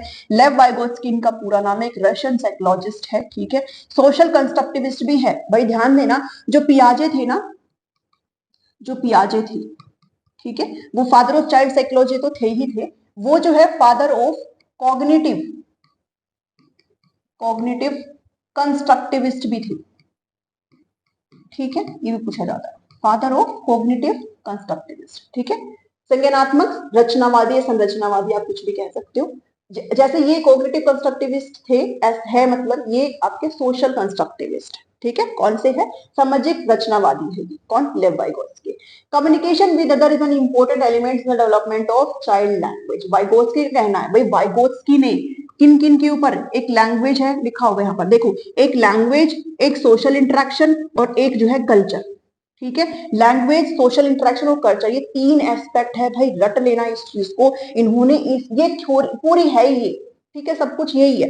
एक तो इन्होंने भाषा को बहुत इंपॉर्टेंस दिया है कि जब आप कम्युनिकेशन करते हो, लोगों के साथ उठते बैठते हो, तो आपको संप्रेषण की रिक्वायरमेंट होती है, आप कम्युनिकेशन वार्तालाप करते हो, जब आप वार्तालाप करेंगे तो आपका सोशल इंटरेक्शन जो है वो अच्छे से होगा। और जब आप अपने कल्चरल पर्सपेक्टिव को भी इन्होंने इंपॉर्टेंट माना है भाई, सबके अपने अपने कल्चरल पॉइंट होते हैं, ठीक है, सबकी अपनी अपनी संस्कृति होती है और सबका इंडिविजुअल डिफरेंस होता है, इसी तरीके से होता है भाई, सबके कल्चर अलग, उनका डेवलपमेंट अलग। तो इन्होंने इन तीनों चीजों को यहाँ पर क्या दी है, प्राथमिकता दी है। तो इन्होंने कहा है जो विकास है वो लोगों के साथ इंटरेक्ट करते हुए होता है, जबकि पियाजे कहते हैं भाई इंडिविजुअली करते हैं सब लोग इंटरेक्ट, ठीक है, सब लोग इंडिविजुअली करते हैं। इन्होंने उसने पियाजे ने तो इनके बारे में बात ही नहीं करी। क्लियर है? ओके, तो ये सिद्धांत बताता है कि बच्चे अपने समाज, सोसाइटी और कल्चर, संस्कृति से इंटरेक्शन मतलब अंतःक्रिया करते हुए सीखता है, यानी कि सामाजिक अंतःक्रिया के बाद ही आपका क्या होता है, विकास होता है। ठीक है, इन्होंने कहा कि आपका जो संज्ञानात्मक विकास है वो इन्हीं से ही हो सकता है, ठीक है, इनसे ही होगा संज्ञानात्मक विकास। आप लैंग्वेज को नहीं इग्नोर कर सकते हो, ठीक है, आप जो है कल्चर को इग्नोर नहीं कर सकते हो, साथ ही जो सोशल पर्सपेक्टिव है, जो सोशल इंटरेक्शन है, इनकी इन्होंने बात करी है। क्लियर? चलिए, वाइगोत्स्की एंड लैंग्वेज, वाइगोत्स्की और जब भाषा की हम बात करते हैं यहाँ पर, तो भाई इन्होंने भाषा की तो बात ही करी है, इन्होंने तीन तरीके के स्पीच की भी बात करी है, ठीक है। Language develop from social interaction, भाई आप जितना लोगों के साथ घुलेंगे मिलेंगे उतना ही आपकी भाषा यहाँ पर क्या होगी, स्ट्रॉन्ग होगी, ठीक है। एक ग्रेटेस्ट टूल है, एक उपकरण है भाई, बहुत बढ़िया है, कम्युनिकेशन में आपको क्या करता है, दूसरे बाहर की जो दुनिया उनसे आपको एक तरीके से रिलेट करवाता है। तीन तरीके की भाषा की बात करिए इन्होंने, बहुत बार पूछा जाता है, एक है सोशल स्पीच, दूसरा है private speech and third one is silent inner speech, अगले स्लाइड में आ जाएगा, ठीक है। सोशल स्पीच जो है 2 साल तक का जो बच्चा होता है वो सोशल स्पीच करता है, मतलब एक्सटर्नल कम्युनिकेशन, मतलब क्या है, दूसरों से बातचीत करने के लिए, हम दूसरों से जो कम्युनिकेशन करते हैं बोल बोलकर, उसकी यहाँ पर बात की जा रही है। फिर आता है प्राइवेट स्पीच, ठीक है, फिर क्या है, निजी भाषण आता है यहाँ पर, यह आपका सामाजिक भाषण था, सामाजिक वाक कह लीजिए, निजी वाक कह लीजिए, वाक भी लिख देते हैं इसको। ओके, तो ये क्या है, निजी वाक है, 3 साल की एज से 7 साल की एज तक हम इसमें बात करते हैं। अब इसमें क्या है, प्राइवेट स्पीच, यहाँ तो अब सोशल थी भाई, लोगों के साथ हम बातचीत कर रहे थे। प्राइवेट मतलब बच्चा खुद से ही बात करता है, खुद को ही रेगुलेट करने के लिए, खुद को ही कंट्रोल करने के लिए, खुद को ही दिशा डायरेक्शन दिखाने के लिए बच्चा खुद से बात कर रहा होता है, ठीक है। तो क्या है भाई, स्वयं की ओर निर्देशित होता है और एक बौद्धिक कार्य यहाँ पर करता है। जैसे होता है ना, वो बच्चा खेलते खेलते खुद से कहता है अरे वो ग्रीन वाला कहा गया, कोई पजल सॉल्व कर रहा है तो अच्छा ये तो गलत हो गया, तो इस तरह से वो खुद से बात करता है, दिस इज प्राइवेट स्पीच, ठीक है। तो ईयर ध्यान में रख लेना। चलो, एक है आपका साइलेंट इनर स्पीच, ठीक है, एक है आपका साइलेंट इनर स्पीच। चलिए, साइलेंट इनर स्पीच क्या है, मौन आंतरिक, ठीक है, यानी कि अब जो आपकी स्पीच है बिल्कुल साइलेंट हो चुकी है, आप अंदर ही अंदर चीजों कर रहे हो, ठीक है, जैसे होता है ना बिल्कुल बिना मुंह से आवाज निकाले जब हम फटाफट से रीडिंग कर रहे होते हैं, तो साइलेंट मतलब दब गई है वो चीज, ठीक है, क्या कर रही है, दब गई है वो चीज, ठीक है ना। तो फ्रॉम द एज ऑफ 7 यहाँ पर होती है। अब आप क्या कर रहे हो, खुद को ही यहाँ पर एक तरीके से रेगुलेट कर रहे हो, बट आपके मुंह से कोई आवाज नहीं आ रही, आप मन मन में कर रहे हो, बस किसी को सुनाई नहीं दे रही आपकी चीजें। तो ये 3 तरीके की स्पीच है जो आप प्लीज ध्यान में रखेंगे। वाइगोत्स्की व्यू ऑन लैंग्वेज, तो यहाँ पर क्या कहते हैं, जो लैंग्वेज और थिंकिंग है, यानी कि जो भाषा और चिंतन है, वो स्टार्टिंग में क्या होते हैं, सेपरेट होते हैं, बट जैसे जैसे आपके 3 साल तक की उम्र होती है वैसे वैसे ये दोनों इकट्ठे हो जाते हैं, मतलब मिल जाते हैं, ठीक है। तो ध्यान देना, डिफरेंस भी है, डिफरेंस वैसे आगे भी आएगा कि वाइगोत्स्की क्योंकि लैंग्वेज को बहुत इंपॉर्टेंस देते हैं, इसलिए कहते हैं भी पहले भाषा आती है, ठीक है, पहले भाषा आती है आपको, बाद में फिर आपका क्या होते हैं, विचार आते हैं। जबकि पियाजे कहते हैं, पियाजे उल्टा बोलते हैं, पियाजे कहते हैं पहले हमारे विचार यहाँ पर डेवलप हो रहे होते हैं, बाद में हमारी भाषा, ठीक है। तो इनके बीच में काफी जो है वो डिफरेंस है, तो मैं अगली स्लाइड में आपको डिफरेंस बता दूंगी। तो ध्यान देना, वाइगोत्स्की चूंकि लैंग्वेज के बारे में ज्यादा बात करते हो तो याद रखना, वाइगोत्स्की के लिए पहले लैंग्वेज बाद में थॉट आता है, तो उसको पलट करके आप पियाजे के लिए कर सकते हो, ठीक है ना। चलो, क्या समस्या है इसकी, चलिए, अच्छा डिफरेंस की मैंने बात करी थी ना, ठीक है, मैंने डिफरेंस की बात करी थी। तो पियाजे की थ्योरी और वाइगोत्स्की की थ्योरी में क्या डिफरेंस है, तो इन्होंने भाई कॉग्निटिव डेवलपमेंट की थ्योरी दी है और इन्होंने सोशियो कल्चरल की, ठीक है, इन 2 पार्ट्स की इन्होंने बात करी है। ओके, तो इंडिविजुअल ऑटोनॉमी की, मतलब मैंने कहा था कि ना इंडिविजुअल बात कर, भाई इंडिविजुअल हर व्यक्ति जो इंटरेक्शन करता है, जबकि ये क्या कहते हैं, सोशल और कल्चरल डिपेंडेंस, मतलब लोग बाग आपस में अपनी अपनी संस्कृति में घुल मिल करके जो कम्युनिकेशन करते रहते हैं, तो उनका यहाँ पर विकास होता है। थॉट पहले आते हैं, बाद में भाषा, ये कहते हैं पहले भाषा बाद में क्या है आपका कॉग्निशन कह लो या फिर थॉट आपके डेवलप हो रहे होते हैं, ठीक है। इंडिपेंडेंट एक्सप्लोरेशन मतलब मैंने कहा ना भाई व्यक्तिगत तरीके से चीजें होती है, जबकि यहाँ पर हम सोशल इंटरेक्शन और गाइडेंस की बात करते हैं। यूनिवर्सल स्टेजेस है, इन्होंने यहाँ पर 4 स्टेजेस दिए हैं, दैट्स इट, उसके बारे में आगे बात नहीं करते हैं। जबकि यहाँ पर कोई भी फिक्स स्टेज नहीं है, जो कल्चर होता है सबका भाई अलग अलग होता है, वैसे ये जो है डेवलपमेंट भी होगा। डिस्कवरी बेस्ड लर्निंग होती है, बच्चा खुद से चीजों को डिस्कवर कर रहा होता है, जबकि यहाँ पर मिलकर के होती है सारी चीजें, ग्रुप्स में होती है चीजें। आगे डिफरेंसेस भी आपको पता चलेंगे। और स्केप फोल्डिंग का मतलब होता है मचान, पाड़ या ढांचा, कुछ भी आप कह सकते हो। ये होता है कोई भी हेल्प जब आप प्रोवाइड करते हो, आपको आगे पता चल जाएगा। ठीक है, यहाँ पर जो विकास है, ठीक है, पहले डेवलपमेंट होता है, और बहुत इंपॉर्टेंट ये एक डिफरेंस है। ये कहते हैं पहले विकास आता है और बाद में आपका सीखना होता है। पहले विकास होता है और बाद में आप सीखते हो, जबकि ये कहते हैं आपका सीखना जो है वो विकास लेकर के आता है। ठीक है, यानी कि सीखना लीड्स टू डेवलपमेंट। पहले आप सीखते हो, फिर आपका क्या होता है, विकास होता है। तो एक लैंग्वेज का डिफरेंस आपने अच्छे से ध्यान में रखना है, और एक आपने ये वाला डिफरेंस बहुत अच्छे से ध्यान में रखना है। तो ये जितने भी डिफरेंस आपको दिखाई दे रहे हैं ना भाई, ये बहुत जरूरी है। ठीक है, चलिए अब जो इस थ्योरी के अंदर बहुत इंपॉर्टेंट है ना, वो जो 3 हमने पढ़े हैं आगे, एक सोशल इंटरेक्शन, लैंग्वेज, और इसके अलावा ये जो आप दिखाई दे रहे हैं ना आपको, जेडपीडी, ठीक है, जोन ऑफ प्रॉक्सिमल डेवलपमेंट, आपसे बहुत बार पूछा जाता है।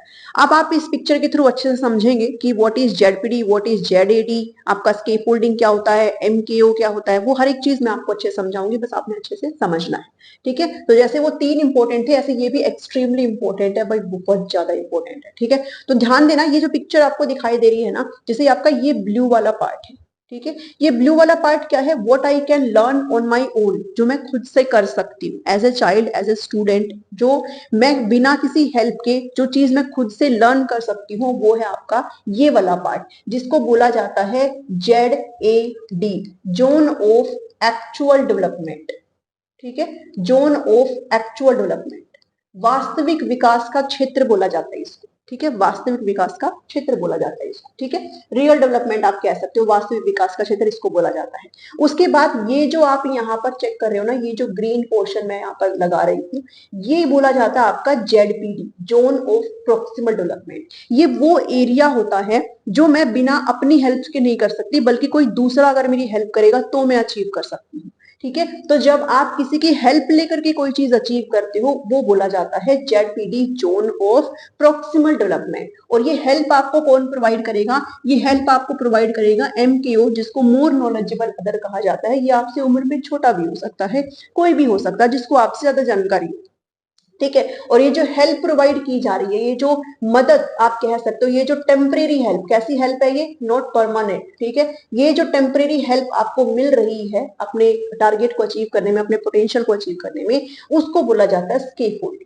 ओके जी, तो ध्यान देना, जेडपीडी क्या है, जो हम हेल्प से, इस एमकेओ की हेल्प से हासिल कर सकते हैं, और ये एमकेओ हमें हेल्प प्रोवाइड कर रहा है, जिसको बोला जाता है स्केफोल्डिंग। जिसको क्या बोला जाता है, स्केफोल्डिंग। ठीक है, जैसे हम किसी भी बच्चे को जब साइकिल चलाना सिखाते हैं ना, तो जो पेरेंट्स है, जो भाई पीछे से, जैसे मान लो पेरेंट्स बिगड़ रहा है, तो बच्चा एकदम से जो पेरेंट्स है पीछे साइकिल पकड़ लेता है ताकि बच्चा गिरे ना, तो ये जो, और उसको धीरे धीरे फिर चलाना सिखाते हैं साइकिल। तो ये जो हेल्प है ना, वो कौन है, ये जो पेरेंट्स है वो कौन हो जाएंगे भाई, एमकेओ हो जाएंगे। और ये जो बीच बीच में पकड़ना, उसको बताना कि अब आप सीधे देखो, अब आप चलाओ, अब आप पैडल लगाओ, तो ये सब क्या है, ये हेल्प, इसको स्केफोल्डिंग बोला जाता है। ठीक है, और ये जो वो बच्चा साइकिल चलाना जो सीख जाएगा अपने पेरेंट्स की हेल्प से, उसको जेडपीडी बोला जाता है, जोन ऑफ प्रॉक्सिमल डेवलपमेंट। और जब ये जेडपीडी को कवर कर लेगा, तो ये पर्टिकुलर जो पूरा है, ये इसको इसको बोला जाता है जोन ऑफ पोटेंशियल डेवलपमेंट।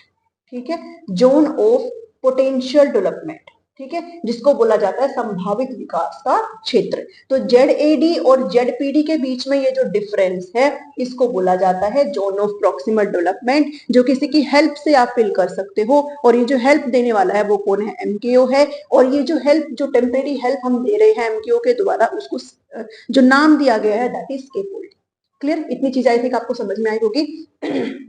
तो जेडपीडी क्या है, रियल डेवलपमेंट, वास्तविक विकास के स्तर तथा संभावित विकास के स्तर के बीच के अंतर को समीपस्थ विकास का क्षेत्र कहा जाता है, जो कि जेडपीडी होता है। ठीक है, zone of proximal development. Scaffolding क्या है, वयस्कों द्वारा दी जाने वाली टेम्परेरी हेल्प या फिर गाइडेंस को स्केफोल्डिंग कहा जाता है। ओके, अगर ये आपको समझ में नहीं आया था ये टॉपिक, तो अभी जो आपके लिए एमकेओ हूं मैं हूं, और जो आपको भी हेल्प प्रोवाइड कर रही हूँ, उसको स्केफोल्डिंग कहा जाता है। ठीक है ना, समझ में आई चीजें। ठीक है। चलिए, एमकेओ तो मैंने जस्ट अभी आपको बता दिया, ठीक है। वह व्यक्ति जो समूह में आपसे अधिक ज्ञान रखता है, नॉलेज रखता है, अंडरस्टैंडिंग रखता है, स्किल्स रखता है, वो आपका एमकेओ कहलाया जाता है। अब एक है कोलैबोरेटिव लर्निंग और एक होती है कोऑपरेटिव लर्निंग, ठीक है। इसके अंदर काउंट है एक कोलैबोरेटिव, कोऑपरेटिव, एक रेसिप्रोकल टीचिंग है जो आपसे एग्जाम में बहुत बार पूछी गई है। तो इन दोनों को मैं कोलैबोरेटिव कोऑपरेटिव जो है ना, इनको तो मैं आपको डिफरेंस के थ्रू यहाँ पर बता देती हूँ, ठीक है। तो ध्यान देना, एक सेकेंड रुकिए, ये वाला है, ये तो डिफरेंस के थ्रू कर लो आप, ठीक है। जो कोऑपरेटिव है इसको बोलते हैं सहयोगी अधिगम, इसको बोलते हैं सहयोगी अधिगम, एंड ये आपका बोला जाता है सहयोगात्मक, ठीक है, सहयोगात्मक। अब डिफरेंस क्या है दोनों में, ध्यान देना, दोनों में ही हम ग्रुप्स में जो है बच्चों को बांट देते हैं, दोनों में ही हम टीम वर्क की यहाँ पर बात करते हैं। बट डिफरेंस क्या है, डिफरेंस ये है कि इसमें जो आप टीम वर्क, जो टीम बना रहे हो, उसमें हर स्टूडेंट को, ठीक है, जितने भी स्टूडेंट है, ईच इंडिविजुअल का क्या है, डिफरेंट टास्क जो होते हैं, जो कार्य होते हैं, उनको सौंप दिए जाते हैं कि भाई इनका पूरा टारगेट एक ही है, ठीक है। टारगेट जो है वो एक ही है, लेकिन सबको, जितने भी ग्रुप है ना, 4-5 का जो ग्रुप बना है, सबको अलग अलग काम दे दिए जाते हैं, सब अपने अपने काम इंडिविजुअली करेंगे और फिर रिजल्ट प्रोवाइड करते हैं। जबकि इसमें कोलैबोरेटिव में क्या है, एक काम दिया गया है और सभी को ही मिल करके करना है, कोई भी इंडिविजुअल टास्क नहीं दिया जाता है, ठीक है। तो सबको मिल करके अपने आइडियाज यहाँ पर लगाने हैं, मिल करके यहाँ पर रिजल्ट जो है वो निकालना है। तो ये जो होता है वो टीचर सेंटर्ड होता है, वो ये शिक्षक केंद्रित होता है, जबकि इसमें टीचर जो है वो नहीं होता। ये जो होता है वो स्टूडेंट सेंटर्ड होता है, ठीक है, जो होता है स्टूडेंट सेंटर्ड, छात्र केंद्रित होता है, जबकि ये जो है वो शिक्षक केंद्रित होता है। Student work together in small groups on activity that is structured by the teacher, teacher के द्वारा होगी जो भी चीजें होगी, टीचर ही ग्रुप बनाएगा, टीचर ही कार्य देगा, ठीक है। स्टूडेंट्स को इंडिविजुअली अकाउंटेबल होंगे, हर बच्चा इंडिविजुअली जवाबदेही होगा अपने अपने काम के लिए। अगर कोई काम बिगड़ा तो ये देखा जाएगा किसका पोर्शन बिगड़ा है, तो फिर वही अकाउंटेबल होगा, बाकी बच्चे नहीं होंगे अकाउंटेबल, ठीक है, जवाबदेही नहीं होंगे फॉर देयर वर्क। और इनको एज ए ग्रुप भी उसी हिसाब से ही इवैल्यूएशन उनका किया जाएगा, उनका आंकलन भी उसी अकॉर्डिंग किया जाएगा। जबकि यहाँ पर क्या है, students work together as a team काम करते हैं, वो अपने आइडियाज को शेयर करेंगे, प्रॉब्लम का सोल्यूशन भी मिल करके करेंगे, किसी एक का पास जिम्मेदारी नहीं है, मिल करके करेंगे। अगर कुछ गलती हुई तो सारे रिस्पॉन्सिबल होंगे, ठीक है। उनका एक कॉमन गोल्स है, फोकस जो है वो ग्रुप आउटकम पर यहाँ पर रहेगा। क्लियर बात है। तो ये डिफरेंस है दोनों के बीच में, जो कि आपने अच्छे से समझ लेना है। चलिए, अब हम बात करते हैं रेसिप्रोकल टीचिंग के बारे में। ओके, रेसिप्रोकल टीचिंग एक और टीचिंग है जिसको आपने समझना है। तो ध्यान देना, इसमें क्या है, कोई भी टेक्स्ट होता है, कोई भी रीडिंग मटेरियल होता है, जिसमें जो आप पढ़ते हो, पढ़ करके बच्चे क्या होते हैं उसमें से अपनी समझ बनाते हैं। तो जो रीडिंग कॉम्प्रिहेंशन, कोई भी पैराग्राफ आपको दिया गया है, कोई भी पठन सामग्री आपको दी गई है, उसको इंप्रूव करने के लिए इस प्रकार की टीचिंग को यहाँ पर लाया गया है।